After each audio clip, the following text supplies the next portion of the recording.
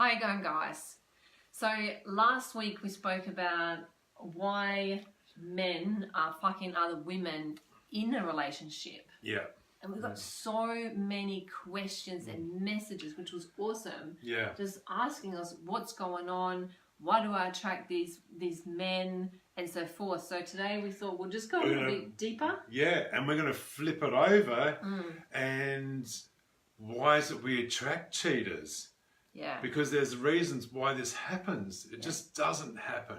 There's reasons for it. And yeah, as I said, we are going to go a little deeper into it and just uncover it a little bit and go in there and have a look. So why?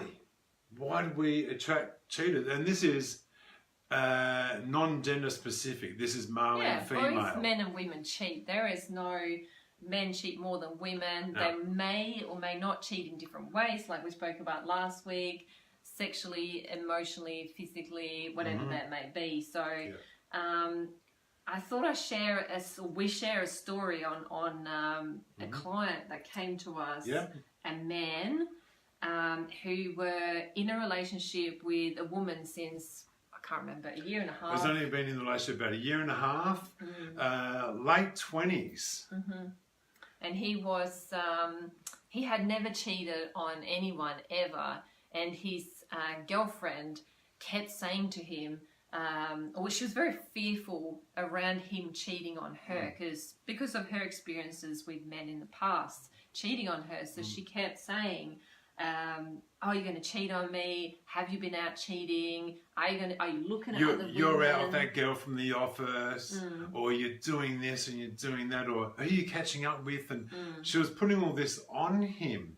And so he actually came to us because he started thinking about, and he was looking at other women, and he'd never done that before, and he wasn't feeling very good about himself, and he's wondering, like, what's happening to me? I've never done this before, and it obviously became a problem. He didn't want this to happen to him. No, it was uncomfortable for him, and he didn't want that.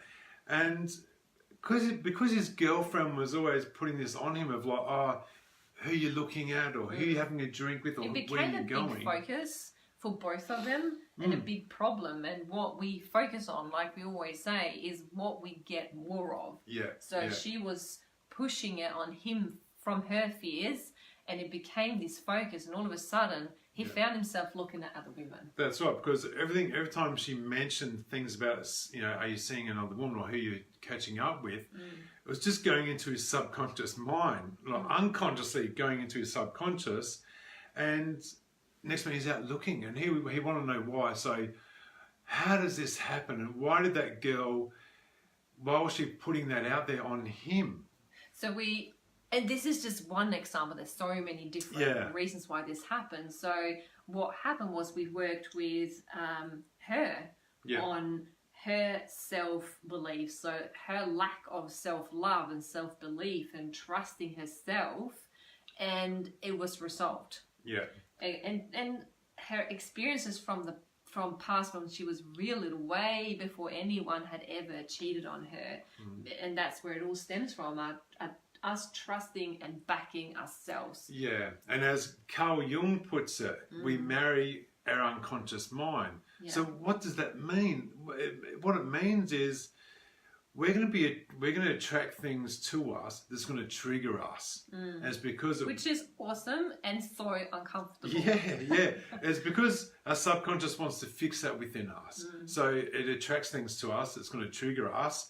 And generally what happens, and I've done it, and we've all done it, is we blame externally. We start Which saying... means we're blaming each other or something outside of us that we can't actually control. That's it. For what's going on the within inside. Self, And our partner generally in a relationship, when stuff's not working, when we're having problems, we blaming the other person for what's going on. So in terms of cheating, it all starts from self. That's it. So if you feel that you're attracting cheaters, it's a matter of asking yourself, what's going on within me? And I can guarantee, we can pretty much guarantee, it will come back to not being good enough, not being worthy, not being loved.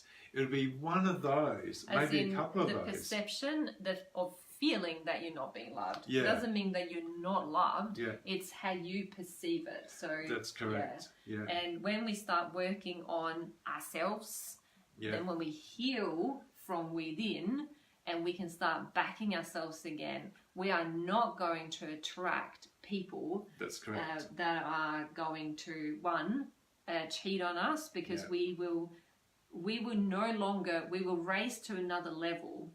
What Mark said before about attracting or marrying our unconscious mind. And I know for some of you, this might be really uncomfortable. Yeah. And if it triggers you, then you should probably watch this. Yeah.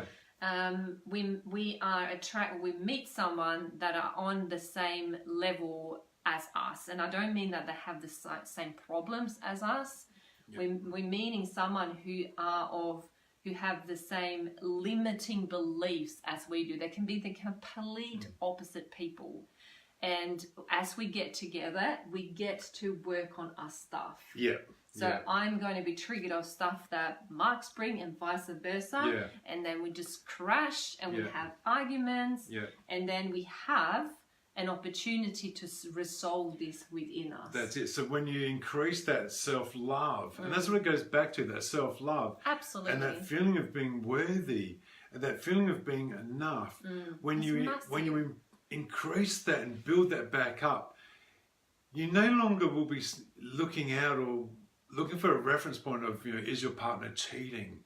Because you're going to resolve all these things within yourself, and you'll take yourself to a new level. And you will be attracting someone who is again then where you're at. So someone who has a different level, a higher level of self-love. Yeah. And well, you'll go there as well. You'll go up with them with time. In terms in a relationship, absolutely. When we work on our own stuff, then our partner is like that squeaky wheel that your relationship can only be as strong as the weakest link, they say. Which means that if one person work on themselves, then the other person's going to start to feel a bit uncomfortable for a while, and that's that squeaky wheel, and then they might go and do some work as well, and then you sort of meet up, and then it kind of continues, and it's like this dance in the relationship, which is beautiful. Yeah. And if you are experiencing where people are cheating on you, it's about just looking within, and I know that it is very hard to do, because absolutely. It's so easy to blame and put it onto them, but it takes that courage and vulnerability to really look within you and say, hang on, what do I need to adjust? What can I do to improve me? How am I contributing to this? What am I doing or not doing, and what am I putting out there unconsciously that creates this crappy situation that's going on? That's correct. That's it. So look, if you are in this situation and you're looking for assistance, put some comments, reach out to us. That's what we're here for. Absolutely. If this sort of hits home and you go, I'm there, like this is totally what's going on, and I don't know where to go, this is what we do. That's it. And hey, Matthew, and hey, Linda. Hey, guys. Thank you. Yes, nice to have you on board and watching. Thanks for joining us. Look, we trust this has been of value. Put your comments below, reach out to us, and we'll continue this. We'll continue this and go deeper next week. So if you have any questions and things you want us to bring up, send us a message and we'll bring that up as well. Awesome. Have a great night. Take care. See ya.